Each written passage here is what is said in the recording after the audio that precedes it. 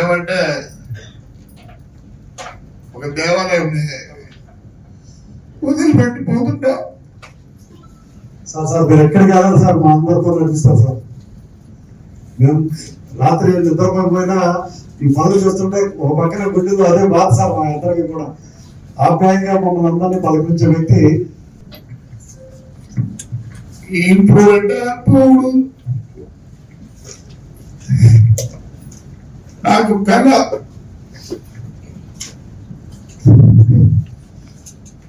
అవన్నీ నెరవేరాలని కోరుకుంటున్నా. దేవుడి ఆశీస్సులు ఈ ఊరికి గట్టిగా ఉన్నాయి. ప్రతి ఒక్కరు కష్టపడండి. మీకు తెలియదు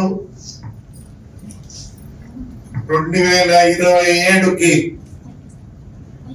ప్రపంచం పటంలో కనిపిస్తుంది ఊరు.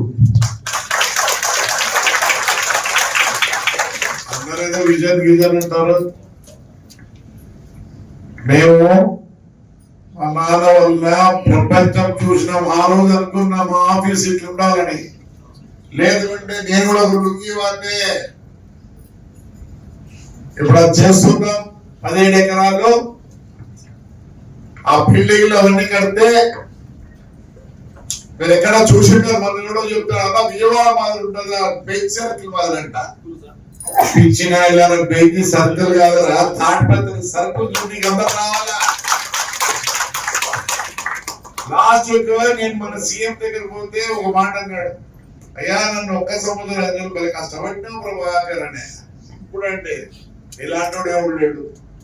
ఆ సార్ రిప్రజెంటేషన్ ఇస్తే దిక్కు తెలియలే. అందరు చూసి ఇట్లా అన్నాడు, ఇదేంటన్నాడు. అందరూ పోయే స్థలం చాలంటే అర్థం కాలేదు. అందరు పోయే స్థలం ఏదిరా శ్మశానం కూడా పట్టుకుంటావా అన్నాడు. 22 ఎకరాల శ్మశానం ఈ ముందు 12 ఎకరాలకు వచ్చింది. Temple city of Rayalaseema 200 crores budget పెట్టా.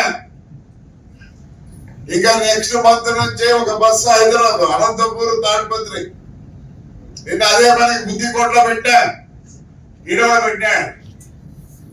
అసలు దాన్ని చూసి నీకు వచ్చినారు కానీ వేరే వాళ్ళు లాంచ్ కన్నారు. వేరే వాళ్ళు ఆ 50 లక్షలు వృధా చేసినారు.